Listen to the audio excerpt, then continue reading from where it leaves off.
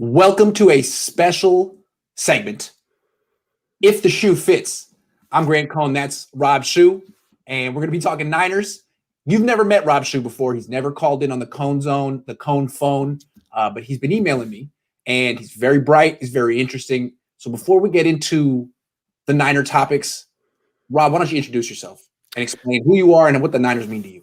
Absolutely. I appreciate it, Grant. It's great to be here. Great to be on. Definitely a huge fan of the 49ers, a huge diehard fan since the mid 80s, really. Read your work originally in 2011 when you jumped on the Press Democrat. Seems like a lifetime ago. Yeah. And, I try to attend as many 49er games in person as possible. I've got a bucket list item where I'm trying to hit every stadium in the NFL. I've got my little map behind me here that shows the stadiums I've been to already and look forward to checking the rest off. Last year was a bit of a letdown given what went down and the inability to be at games. But I soak up as much 49ers coverage as I can. I have a little bit of a collegiate sports writing background, wrote for University of the Pacific, covered NCAA men's and women's basketball at the time, although after the Michael Olowokandi days, and don't have a podcast or anything to promote or any stream to follow, but just love the 49ers, enjoy what you do, and really for the love of the game, I'm here, man. Well, what we've been talking about in our emails a lot is the new segment we want to do. The Dr. Jekyll and Mr. Hyde segment. It's something my dad and I do every once in a while where we'll basically argue both sides of an argument. And we're going to, you like the idea of that. It's a fun academic exercise and it gets really into the, as you put it, the logic of how you arrive at your conclusions, not so much the conclusions. And the logic is what's interesting. So let's do that for about 3 different topics, starting with Jimmy Garoppolo. This is a Jimmy Garoppolo episode. We've been talking a lot about his replacement, but in my English major background, he is now the player on the team with the most conflict, the most interesting person on the team. So I like that we're going to talk about Jimmy today. I know fans are ready to throw him out, but what we're going to do first is both of us are going to make the argument for why Jimmy Garoppolo will be the Niners starting quarterback week 1. Not that we necessarily believe it. We're just going to make the argument. They're going to make counter arguments, and we're going to see which one is more convincing. So, Rob, why don't you start us off? Yeah, absolutely. I appreciate it, Grant. And also just want to take 1 second to really thank you for what you're doing in putting forth all of these different personalities and different takes on what's going on with the 49ers. I just want to thank you for doing that. It really has been fun to watch. I think that it's cool to get all these personalities out there. And now that I'm one of them, the thank you is a bit more sincere. So let's look at what are the assumptions that we're making going into this, because I think that we have to lay down the ground rules. So to me, there are 4 assumptions going in. The first one is that the 49ers will take a QB at number 3. I think everyone pretty much agrees with that, except when you're looking at Kyle Pitts. Number 2, we're ignoring the one-off scenarios, right? Yeah, the world could get hit by an asteroid tomorrow, but that's probably not going to happen. So those are out. Right. Number 3, we're going with the 2 most likely scenarios. Yes. If you did Family Feud style of surveying 100 people, these would be the 2 that get the most votes. The third one that we're throwing out is really going to be the one where Jimmy stays, but he's a backup quarterback. $25 million backup quarterback. I think most reasonable people can agree that that's an unlikely scenario. So that's out. Yes. And lastly, we're working with the information that we currently have available, which includes the new breaking news on Nate Sudfeld. Yes. The Niners' newest quarterback. What an exciting move it is. We will talk about that. And then we'll talk about Sudfeld in his own right a little later. But right now we're talking Jimmy. Boom. Let's do it. So Dr. Jekyll. Jimmy's obviously going to be the starting quarterback of the San Francisco 49ers week 1, Grant. I mean, it's plain as day to me. First and foremost, we are a Super Bowl caliber team, and Super Bowl caliber teams don't start rookie quarterbacks. A rookie has never won a Super Bowl. The closest you got recently was Big Ben. It's a top-down belief from the York family on down that we are a Super Bowl contender. As a fan, I've been sold on that fact. Number 2, the 49ers have to maximize their wins in 2021. You can't hand a top 10 pick to Miami next year. It's a PR nightmare, right? The process of explaining away how we got to another top 10 pick would hurt.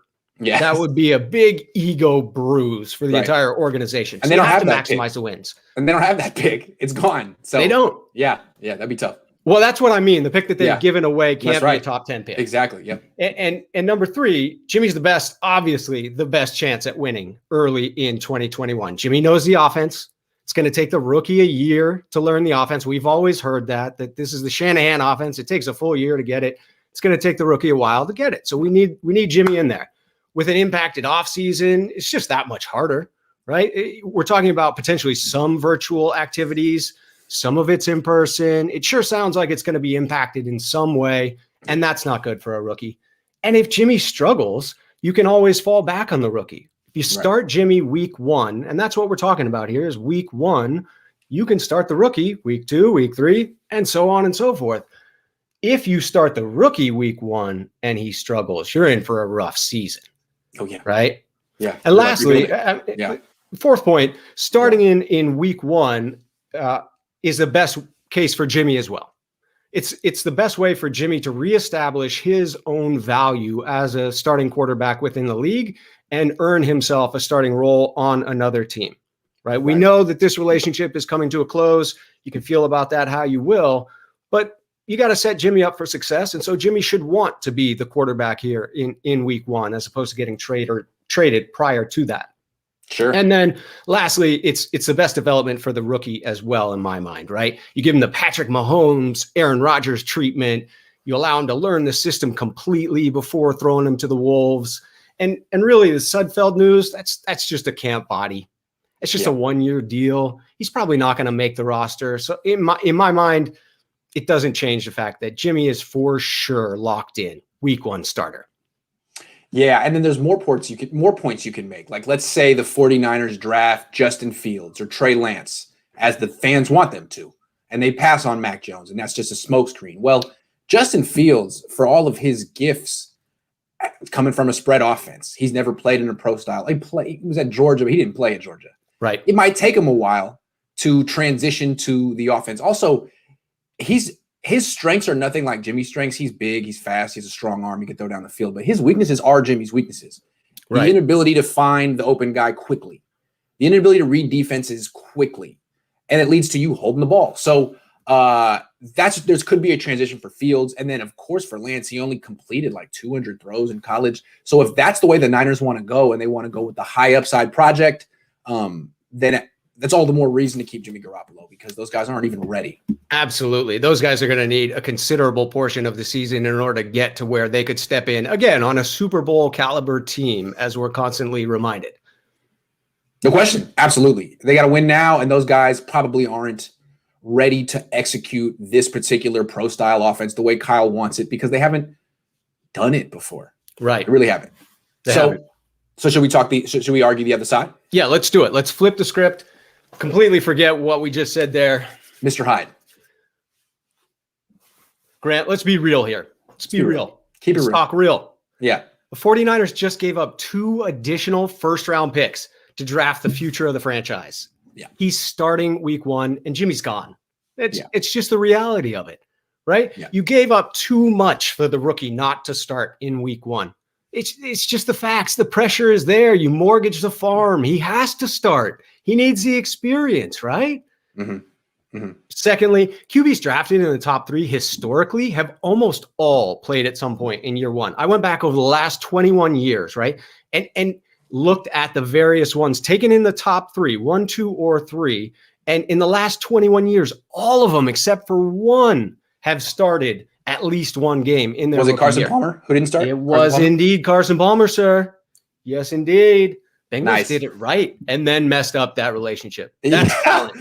That's talent to do it right and then mess it up. Yes, but anyway, absolutely. So you know that you draft him that high because you want him to start now, and he can start now. You don't take him in the first 3 picks if he can't start immediately. Right. And then, Jimmy's trade value is never going to be higher than it is right now. And let's be honest, it's not that high to begin with. Right. But you know that the rookie's coming in to play at some point. and then Jimmy's a backup. And now the Niners have no leverage, and any team that wants him can lowball them all day. And you're not going to get back what you would have a potential second or third this year by letting him go. And then lastly, Jimmy should want out as well, right? Mm-hmm. I mean, Jimmy should want to get away from this abusive relationship where he's constantly paraded in front of the fans and kind of left hanging throughout all of this, and get a fresh start somewhere where he can develop a new relationship with the staff, get the fans behind him again, rebuild his confidence like he needs to. And I feel like it's a no-brainer to let him go on and do that. He's been good to the organization. The organization needs to be good to him. And then you look at Sudfeld, the move today. That's a great backup. That to me signals exactly what we're looking at here. Jimmy out, Sudfeld in as the backup, start the rookie. Also, we talked about it earlier. They're in a win now mode. Yes. And trading all these picks for a player who's not ready to contribute at all this year doesn't seem to really jive with what they've been doing all offseason. It seems like they're trading up with the intention of getting a quarterback that they feel is better than Jimmy Garoppolo right now. And I think that's why so many insiders nationally and locally are just convinced that the Niners are going to draft Mac Jones, because Alabama's offense is like the 49ers offense. Mac Jones is similar physically to Jimmy Garoppolo. It's just he's a much more decisive, quick thinking, more accurate quarterback. At least he looks that way on film. So if the target is Mac Jones, they don't need to sit him on the bench. Their attitude is he won the national championship last year. He didn't fold in the biggest game the way Jimmy Garoppolo did. It's not like Jimmy Garoppolo gives us writes our ticket to a Super Bowl victory. He had his chance. Who's to say Mac Jones couldn't do better? I think if they get Mac Jones, which is what everyone expects, then Jimmy Garoppolo is redundant. He's seen as not even as good as the rookie. And what's the point of keeping him at that point? Just move him to Washington or New England, or I'm sure there's a bunch of teams that would be interested in him. Absolutely. Yeah. Get what you can and then use that to grab another asset. Again, back to your point of we are a Super Bowl contender. You're going to start a rookie. He better start week 1 so that by week 17 he has experience. And you better get him as many darn weapons as you can, keeping it PG friendly, family friendly here, as many darn weapons as you can, because he's going to need them, right? Yes. And that second or that third round pick, that could be a big time third receiver. That could be a second tight end, maybe not Kyle Pitts, but starting running back. They've been in contact Goodness. with Najee Harris. I mean, imagine Najee Harris on the 49ers. It was Oh, really that would be good. So, sweet. yeah. So, I mean, they could do all kind of stuff like that. Yeah, agreed.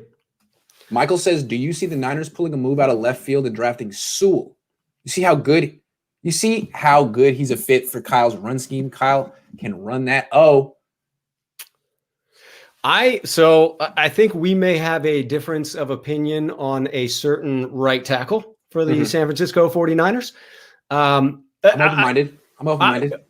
So let me preface it by saying that I agree that 2020 was painful to watch at the least.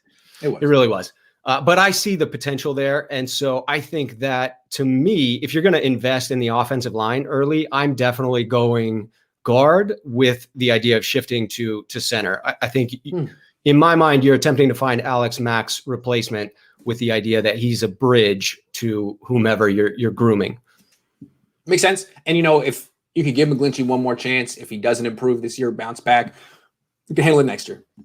Yeah. And great article on SI about eating the 10 million for the right tackle being the right move. I agree with that. I think that it's a palatable amount, especially if you have moved on from a certain $25 million contract. Yes. Okay. Let's get to the final hypothetical. Back in the last one. Is Jimmy Garoppolo going to be the backup? Let's make the case for the Niners keeping him as their backup. Keeping Jimmy as the backup. Yes. All right. So I think that really keeping Jimmy as the backup makes no sense. You're talking about paying $25 million for someone who is not going to be content on the roster. And I think you have to look at what that does to the rest of the players. Jimmy is respected and well-liked within the 49ers organization. I think John Lynch above Kyle, certainly, but you can see it in John Lynch's eyes when he talks about Jimmy. He respects him as a man's man, someone who grew up playing linebacker and shifted to quarterback. You know, he's got the rugged handsomeness that you want. And so it's just, it's tough for me to imagine them doing him poorly for the rest of the year. I think they have already damaged the organization by what they've done to Jimmy right now. If you look at Twitter today, George Kittle retweeted an interesting post that explains Calvin and Hobbes. It's about the artist who drew Calvin and Hobbes. And all he did was retweet it. But what it talks about is, was Hobbes real or not? And it explains Bill Watterson talking about, well, you know, this is just me presenting Calvin looking at one thing and seeing one thing, everyone else looking at it and seeing something else, and that being the absolute reality for both people. And I think what George is saying there is, I look at Jimmy as our franchise quarterback, and I know a lot of the fans don't, but I do. And I think that was his response to the Sudfeld piece. You just can't keep him backing up, because to me, that's disrespectful to Jimmy, and he doesn't deserve it. That's interesting. I would look at it another way, just to make the other argument. Yeah. I mean, I think there's a reason he hasn't requested a trade publicly. I think he's in a tough spot. I don't think, maybe he can say things privately, but I don't think he can just do what Deshaun Watson did. Maybe it's a poor example, but what Deshaun Watson was trying to do, because the Niners have been very patient with Jimmy Garoppolo up until this point. They've given him $90 million. He's given him 30 games. And he cashed those checks willingly. And I mean, there's nothing wrong. He signed a contract. They gave him the contract. But for him to all of a sudden be like, you haven't been right by me. Well, there's an argument there. I mean, maybe they have been right by him. I mean, if he could just stay healthy, there wouldn't be an issue. And the reason they're doing this is because they have to protect themselves, but they have set him up for generations. I think that is most definitely a fair point. I would say what you said about the locker room is very real. That to me is the issue. You don't want to have Team Jimmy and Team Mac or whoever, because then you're screwed. Exactly. Yeah. If you're trying to catch lightning in a bottle like 2011, 2019, to me, it was the magic chemistry in the locker room. And I don't know that for certain, but in relying on stories I get from sources like you, Matt Barrows, the 49ers crew, I get a good look at what that locker room sounds like, feels like, looks like. And it sure seemed like a pretty special place in those two off seasons. And I think that was reflected in achieving well above what they should have. Yes, but that was the age of innocence. And then they went to the Super Bowl, and then they lost. And there's something about losing the Super Bowl. I've never seen a team. Well, Patriots have bounced back, but usually it really kills you to use it. I mean, it does. And it's like, well, why? Because everyone blames each other. Right. And I think internally with the Niners, everyone blames Jimmy. They may still like Jimmy, but I think everyone agrees that he blew it, even though it's not necessarily all his fault. Kyle Shanahan had a hand in it, but that's the narrative that's accepted. It's Jimmy's fault, and it's hard. It's hard to get past that, you know? Yeah. It's at least potentially the most prevalent narrative out there. Yes. Yeah. So could he be the backup? The way I look at it is, I think the most prudent way to do it is, could trade him draft day if you get a really good deal. I don't expect him to get a really good deal. No. What you could do instead is keep him until the rookie beats him out. The day that you've decided the rookie has beaten him out, trade Jimmy that day. Be like, look, we're not going to keep you as the backup, but we did want to have this competition. We wanted to give you a chance, and we wanted to give the rookie some competition. What do you think you do to your trade compensation in that particular scenario? Have you shot yourself in your foot? Yeah, it goes down. Down. Hey, if they can get that next year's 2 for Jimmy Garoppolo on draft day, do it. Take it. Do it. I mean, I may have a low opinion of what they can get, but I would say take a third if you can get it at this point, quite honestly. I think that contract is an albatross. Yeah, and when people say, well, Jimmy's better than Sam Darnold, they should really get he's older than Sam Darnold. He's more expensive than Sam Darnold. Is he a better trade asset than Sam Darnold? Probably not. Sam Darnold's 23. Right. I would say he is a better quarterback. He's not a better trade asset. I think that those two are simultaneously true. Yes, and that's an interesting, whatever you want to call it, dichotomy. All right. It absolutely is. Humor me on this one. Oh, hold on. Go ahead. What were you going to say? No, I was just going to say, I mean, if you have to choose, because let me just throw out there Yes. that none of those scenarios are my or Grant's opinions, right? Those are just potential scenarios Okay, let's that break it play down. out. But if you had to choose one of the three that went down, which do you prefer? If you couldn't alter them, you just had to take it blanket as it was sold, which one sounds most appetizing? Which one you grabbing a fork and chowing down? The most appetizing, I mean, what the Niners should be hoping for is for some team to come through on draft night with a great offer. Washington, New England, that's what you want. Oh, you want to trade us your second round pick this year? Oh, great. But I'm skeptical on that. I'm skeptical on which team is dying to have Jimmy Garoppolo. It seems like, the other day they said after Carolina brought in Sam Darnold, they said, well, we're going to let Teddy find his own trade. He can call around and he can negotiate whatever, pay decrease he wants to take. That's on him. Yeah. Because we tried. The Niners could do the same thing with Jimmy. Like Jimmy is free to look around and find his own offers if he can, because we've been looking and it's a lot harder than because part of the deal is where he goes, he's going to have to take a pay cut. No one wants Jimmy. Yes. No one wants to pay $27 million for Jimmy. So he needs to start having those conversations with the next team. They could do something like that. That's right. They could do something like that. So I guess I feel like most likely is they don't get the offer they want. They keep Jimmy Garoppolo because they're saying that he's the best. He's the best option for them. No, you just can't trade him yet. And they'll never get the offer they want for him. And they'll eventually have to sell him for even lower. But I think he'll get beat out rather quickly. If it's Mac Jones, I think he'll get beat out in training camp. If it's Justin Fields, he'll take the job by bye week. So. That makes sense. To me, that speaks of day 3 draft capital in return for him, right? I think we're probably looking at a 5th, 6th, or 7th round at that point. Once he's beaten by the rookie, we've got no leverage. And I think that smart teams are waiting until the Niners have less and less leverage, knowing that that's inevitable. Fair. Does Jimmy Does Jimmy even stay with the team if Zach drops to number 3? You don't think he's going to stay with the team one way or another? I don't. Yeah. I think that it's a fait accompli. I think that it's time to move on. It was an interesting scenario in what they did, but now that they have, to me, that seems like the most obvious choice. Well, one thing I've noticed, anytime someone on the Niners gets a contract, an extension, you always see like Fred Warner, George Kittle. Hey, congratulations, man. Great to have you back. Super great. Blah, blah, blah, blah, blah. Where's Jimmy? You often see the quarterback. Yeah. He's got a Twitter. He used to do stuff like that. Where's Jimmy on that one?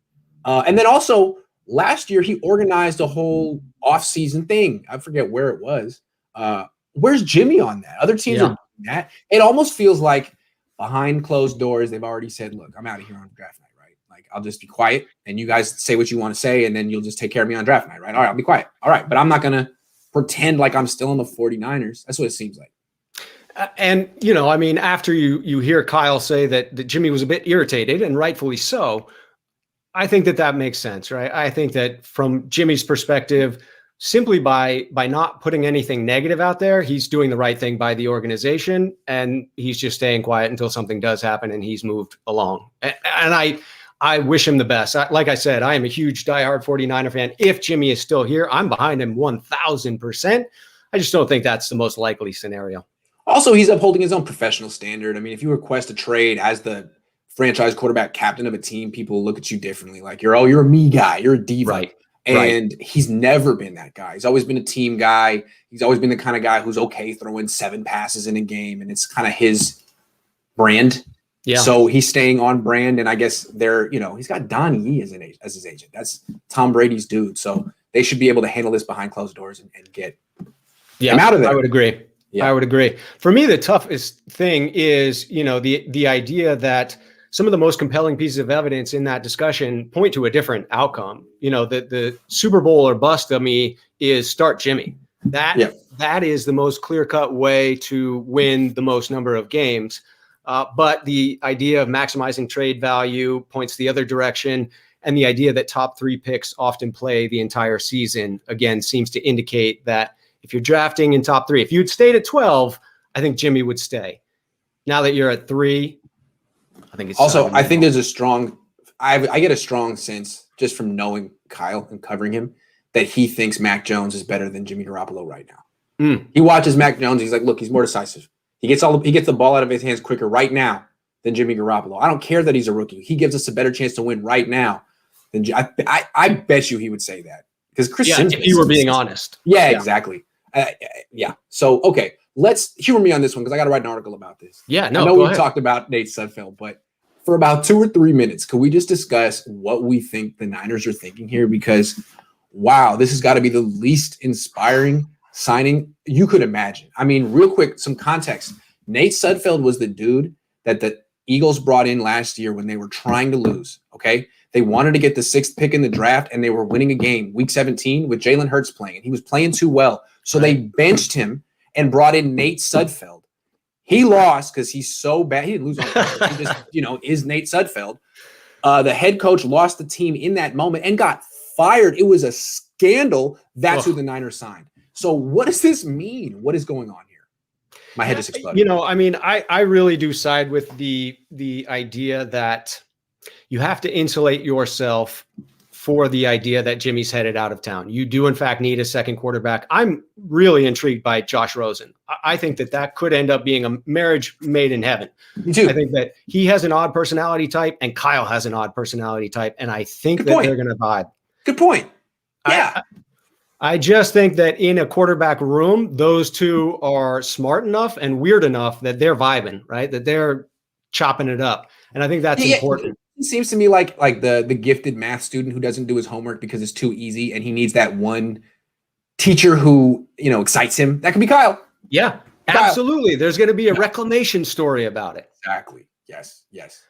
But Sudfeld seems to me to be along the lines of a Gardner Minshew of bringing in someone who can back up a rookie, can, show him how to be a pro within the league and can potentially win a couple of games if you need them to. Not going to inspire anyone. I mean, the dude has played in 4 games. He's 25 and 37. He's never started a game. My question is, which quarterback on the 49ers is he better than? Oof. I mean, is he better than Josh Rosen? Not my opinion. I mean, maybe. Is he better than Josh Johnson? Maybe. I guess so. It's like when we see that your first reaction is, oh, well, here's the backup. They don't need Jimmy. This is the guy going to be taking Jimmy Garoppolo's place. I don't know. I like Rosen better. I would agree with that Rosen is more intriguing. What I would guess is that we will see a second body come in that is of Sudfeld's level. I will not be shocked if it is Gardner Minshew. Okay. I think that you're looking for competition to see who's the true number 2. And Josh Rosen, I believe, will be in that mix. Maybe it's possible that Josh Rosen won't make the team. Sudfeld will be the 3rd string. There'll be a rookie and there'll be someone else. I can't imagine Nate Sudfeld being the number 2 quarterback on this team next year. Why is he really better than Nick Mullins? What he's thrown 37 passes in his life. What did you see? You like those 37 passes, huh? You saw something special from those 37. I don't get it. Yeah, it must have intrigued them in some way. I mean, you could argue that we've already damaged Nick and therefore know what we have there and don't have, and this is a new quarterback that we can damage yet again. But it's not exciting. When I heard breaking news, I thought, oh, good. And then I looked and it was like Nate Sudfeld.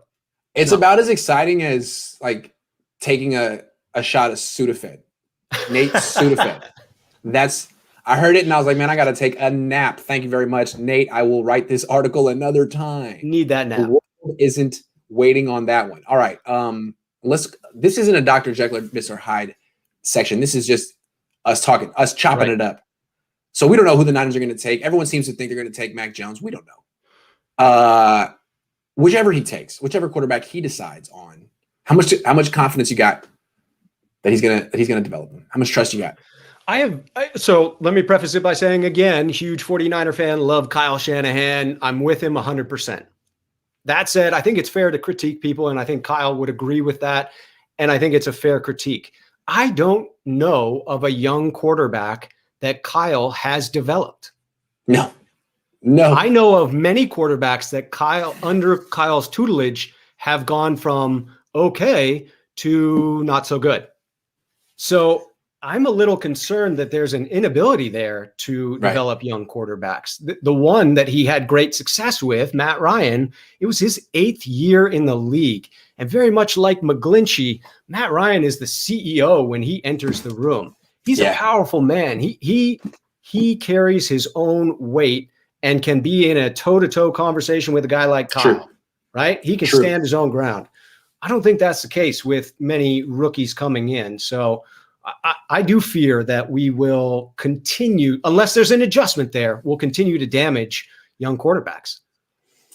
Yeah, and I saw a tweet today circulating showing Kyle Shanahan's record with all the different quarterbacks he's coached. Because people say, he can win with anyone. Give him anyone, he can win. Well, he's coached a lot of quarterbacks since 2010, 9, 8, 7. I say going back to Houston. And he did have one great year with Matt Ryan. The first year with Matt Ryan, I think in 2 years he was 19-13 with Matt Ryan. Right. I think he was roughly 500 with RG3. Other than that, a bunch of losing records and 22-8 with Jimmy Garoppolo. So as the Niners are dumping on Jimmy, making it all about him, ruining his confidence, blaming him for getting hurt and losing the Super Bowl, it may just be that they're pushing their best quarterback out the door and the one quarterback that Kyle has shown that he can win with at a high rate. That would be the ultimate irony. It really would. My counterpoint to that is I truly believe that we, the 49ers organization, have damaged Jimmy to the point where I don't think the resurgence can occur underneath the 49ers. I am skeptical about that. I would love to be proven wrong on that fact. I really would. It seems to me that Kyle is beating the confidence out of him, and it's not coming back here. He absolutely has over and over again. It's painful to watch. Yeah. And so that's why I've always felt like Kyle's a lot like Gruden in the sense that he's drawn to the backup because these backups, the way they stick in the league, they don't have thin skin.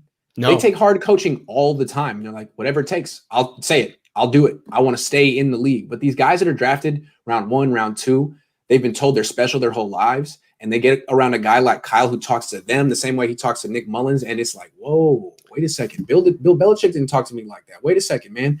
So Kyle he's always drawn to the backup. Always drawn to the back. Or some super duper alpha male quarterback like Matt Ryan or John Elway. But that's not exactly Jimmy Garoppolo. It's not. It is almost the antithesis of Jimmy Garoppolo.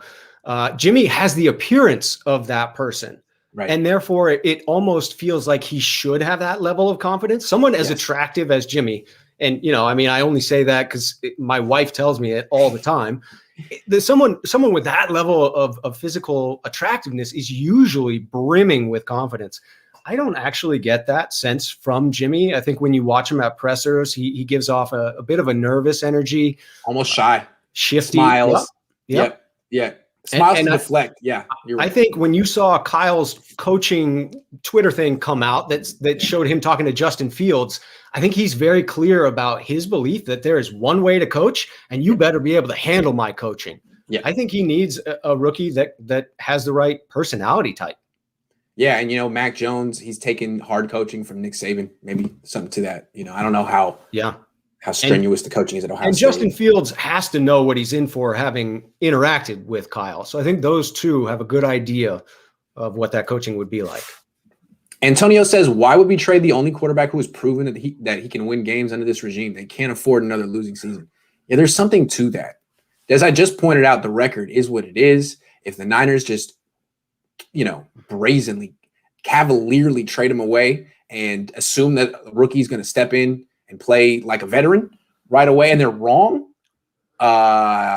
Jed York might hold him accountable for that in some way, one or two, one or both. Absolutely. I've been waiting to say it for a while just because I thought it was so clever. I was proud of myself. But honestly, I feel like Kyle bet John's job on this pick. Ooh. That was the sense that I got when I watched them in the presser. John is like wringing his hands. He's a little bit nervous. The nervous energy is there for Lynch. And Kyle is leaned back. He's smiling. He's loose. And I think he knows that regardless of how this pick goes, it's John's neck on the line. I think that in fairness, Kyle is probably the coolest friend that Jed York has. And in fairness to Jed, he'd be the coolest friend that any of us would have. And I think that carries some weight as much as you shouldn't in a business scenario. I agree. And I feel like John Lynch is the kind of guy who's like trying to be Jed's friend. You know, like, hey, man, let's hang out. Hey, I'll come over. I'll bring the wine. Man, we'll have a great time. We'll watch movies. We'll bowl. And Jed's like, yeah, that's cool. We'll do that. Man. Maybe I'm a little busy, but maybe next Thursday. And then he's the one calling up Kyle like, hey, man, what's up? You watching the game right now? No response. No response. It's like, if only Kyle would like me the way I like him. That's the way I interpret it, but I don't know. When he sees the ellipses, he's thrilled. He's waiting on that text. He's not putting the phone down. He's holding. Hold on, John. I'm talking to Kyle. Kyle's getting back to me. Kyle's getting back to me. Yeah. So let's talk. Let's do the body language discussion. Yeah. I think everyone noticed that John Lynch was fidgety. What I noticed was the cufflinks, the wrists, the hands. It was a lot of hand wringing, a lot of this. And it's like, that's like how every bad actor expresses lying in movies. It's like, you have the worst poker face of all time. And I guess that's why they hired you, because you're supposed to be this straight shooter, right? Who couldn't tell a lie. Well, why are they putting you in this position, John? Yeah. It's tough. And I think John does have faith in Kyle, as many of us do, and probably rightfully so. I'm sure there's some trepidation, and I don't mean to speak for John. This is all obviously my opinion on what I've observed, having zero inside intel. But I think that judging by the body language, I would say that he most certainly is trepidatious about this pick, but trusts Kyle enough to make it. Trust Kyle to bet his job.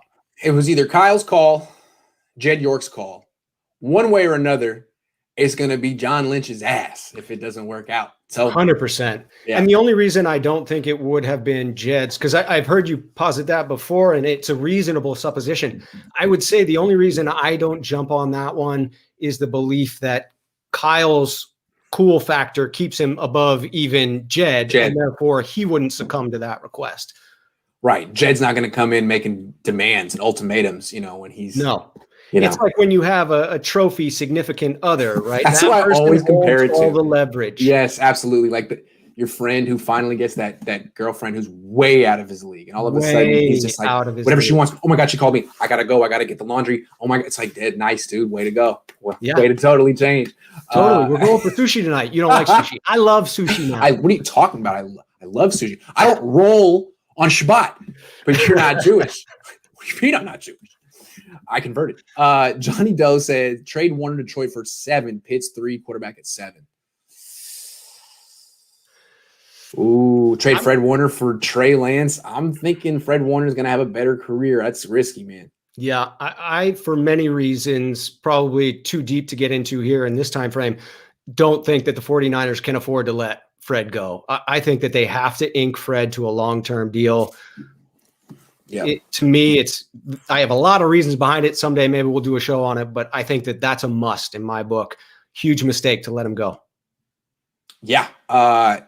Says something to the locker room. You want to reward players who do everything right that you developed, and you already missed that opportunity with DeForest Buckner. You don't want to make it like a pattern. Like, hey, if you do everything right, you're going to get traded. But if you underachieve for like 3 or 4 years and then have a good contract year right at the end, like Jimmy Ward or Eric Armstead, you're our kind of guy. Yeah. Nah. We want you. We want you. Hold on. Varuna says one more point. Kyle said we looked at how last 4 years went and how next 4 years should be. He used 4, the number, very confidently. Check that. Interesting. So I guess Kyle feels he's on the 4-year plan. Interesting. I would agree in that I actually believe it would play out like this in a worst case scenario. Truly mess up this year. John Lynch is gone. You bring in a new GM. I think Kyle gets a gimme year underneath that new GM before he's actually on the hot seat. And therefore, I give him 3 years at a minimum. Right. What you always say is catastrophic. Sorry. No. Yes. My apologies. No, go ahead. No, yeah, go ahead. Barring a catastrophic failure of some sort, something unforeseen at this point, I think that we're looking at a 3-year window for Kyle. True. And what you can always say with coaches who have too much power, that run the whole show, say, well, look, Kyle, the GM, got Kyle, the head coach, in trouble. What we're going to do take a little off Kyle's plate. Yeah. Focus on what he does best. Bring in a new GM. But that's always like one step away from, dude, you're out. So that could be, and that's not what he wants. I mean, he came to the 49ers for the 6-year deal and the autonomy. Like, he wants to be the GM. He's not going to accept some GM to say, no. These are the wide receivers who fit your offense. Agreed. These are the offensive linemen who fit your offense. That's a deal breaker for him. But Kyle has a very specific idea of the chess pieces he needs in order to create this master game that he's got in his own head. Well, because he's running his dad's offense, basically. He's very faithful to that. And his dad was a vice president GM for a long time. So he's very confident in his ability to scout personnel. I'm sure Kyle is as well. And I'm sure they talk. They're like Michael Corleone and Don Corleone. You know what I'm saying? But like earlier in the movie, not like when he's in the orange field, like way before that. Way earlier in the movie.